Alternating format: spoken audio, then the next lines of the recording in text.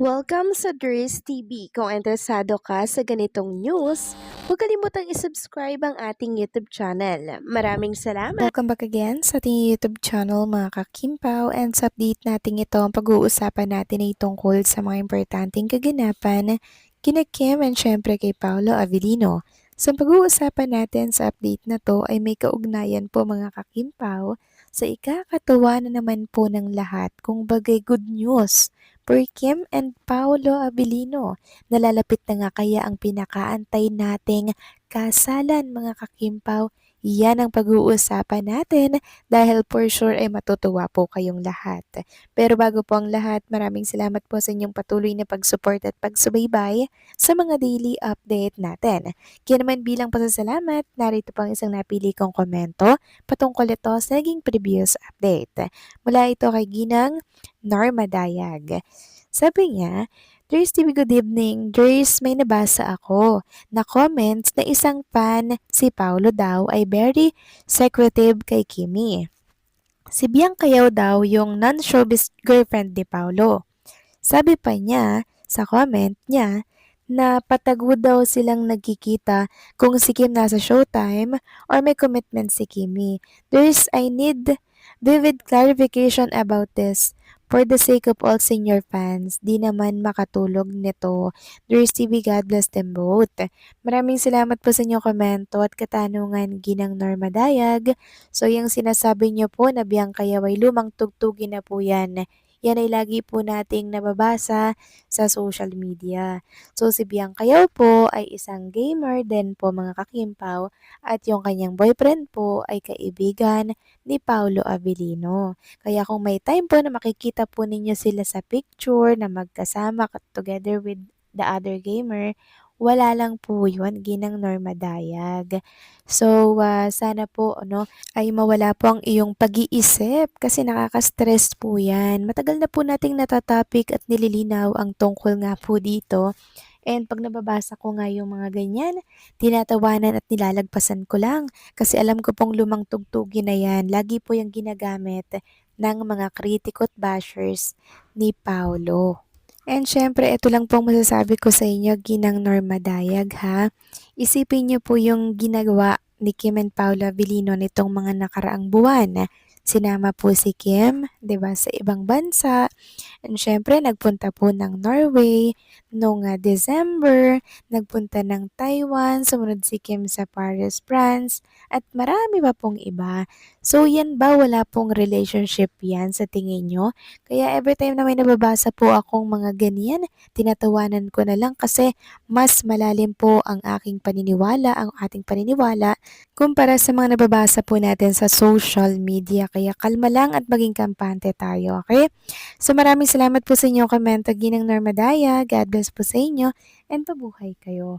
So eto na nga, pag-usapan na natin mga kakimpa, mga topic na nakalap natin sa update na to. At unahin na nga nating pag-usapan ang tungkol sa picture na yan, na kung saan hinahanap nga dito si Paula Avellino. Nasaan daw si Paulo kasi hindi daw kasama ni Chinita Princess, ni Darla, ni Melay at ng marami pa pong iba. So eto po, may nabasa tayong kasagutan. Sabi niya, uunahan ko na ulit yung iba na maghahanap asan si Pau. ASAP Creatives and staff po yung mga kasama ni Kim na since nagsimula si Kim maging host sa ASAP way back 2006 ay mga nakasama na niya yan. And March or April pa yata yung huling salang ni Kim sa show. Kaya natural, na-miss siya ng mga yan at na-miss din siya or na-miss din niya. And ang maganda kay Paolo, hindi epal na gustuan dun sa mga chikahan moment lagi ni Kim sa mga colleagues and friends niya. So yun po pala yung katotohanan dun. So nakakatuwa lang makita magkasama-sama silang muli, no? Pero si Paolo, wag niyo nang isipin kung bakit wala po dyan. Kasi binibigyan po ng kalayaan ni Paolo si Chinita Princess na makipag-usap, makibang-banding sa mga kasama po niya dito sa showbiz industry. Ulitin ko lang, binibigyang laya po ni Paolo si Chinita Princess. Samantalang talakayan naman natin ang tungkol dito sa isang write-ups po na lumabas about Kim and Paolo na kung saan ay hinihiritan daw po ng kambal na anak. Ayon nga dito, feel ng Kim Paulandia na malapit-lapit na sa exciting part ang mga idolo nilang si Kim Chiu at Paolo Avellino. Ramdam na ramdam daw nila na malapit na ngang umamin ang dalawa sa relasyon nila. Ramdam nilang bibilang na lang ng araw at maririnig na nila ang katotohanan sa Kimpaw.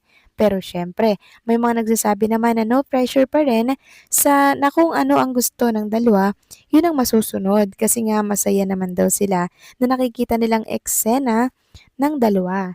Maraming araw ayuda na talaga namang kinikiligan nila lalo na nga ngayong nasa Australia ang dalawa at kung ano-ano na tuloy ang naiisip nila. Well, may mga panay rin na super advanced mag-isip. Nakaaliw talaga ang gusto nilang mangyari sa Kimpao. Imagine, naisip na nila agad na sana'y kambal na nga ang maging anak ni Paolo at Kim. Dasal nila na sa unang ere pa lang, dalawang cute na mga baby na nga agad ang bumungad. Magiging super saya nga raw nila or sila kapag nangyari, ang wish nila yun para sa mga idolo nila. Anyway, marami pang ang proyekto na gagawin sina Paula at Kim bukod sa Kopino. May mga chika nga na may gagawin ding pelikula ang dalawa na isasali sa Metro Manila Film Festival 2026. Pero yun nga, kung may isasabang silang pelikula, dapat ay simulan na nila ang shooting dahil sa September 30 na nga. Ang huling araw ng pag-submit ng pelikula na dapat ay natapos na. At tanong nga, kakayanin kaya ng Kim Pao na pagsabayin ang shooting ng pelikula at pati ng taping ng Kopino? Abangan. So mukhang hindi po pagsasabayin ng Kopino at itong Metro Manila Film Festival ni Kim and Paula Avellino. So parang pag na-approve po yung MMFF, ito po yung uunahin po nila mga kakimpaw. Bali yung Kopino po is ihuhuli na lamang. So parang may naging interview po si Paula Avellino na kung saan sinabi niya nga hopefully daw ay matuloy yung Kopino this year. So parang may pag-aalinlangan pa po sila mga kakimpaw na parang mayroon silang gagawin pang iba kaya hindi po nila ito muna itutuloy. Pero matutuloy daw ito, hindi lang po sure kung ngayong year ba or sa mga susunod pa pong taon. Pero matutuloy ito mga kakimpaw. At sa mga nagtatanong naman kung tuloy po ba yung Metro Manila Film Festival, wait na lang po natin kung ma-approve po ba yung entry po nila para po yan sa MMFF dahil yan din po ang inaantay ni Kim and Paula Avellino para po makagalaw na po sila para masimulan na po nila yung Kopino na isushoot nga po sa South Korea. So pag hindi po ina-approve mga Kim Pao, possible na ayun, mag-shooting na po sila ng Kopino. Pero kung ma-approve po ito, yun po yung uunahin po nilang i-shoot mga kakimpaw na tatagal ng 2 buwan. 1 buwan hanggang 2 buwan at kalahati po. So medyo matagal-tagal po ito mga kakimpaw kaya naman super hectic ng schedule ni Kim and Paula Avellino hanggang December po yan kasi syempre may mga tour-tour pa po yan na gagawin, mga mall show, 'di ba para i-promote nga po yung kanilang movie. Kaya abangan at ipag-pray na lang natin na sana po pumasok yung entry po nila, okay?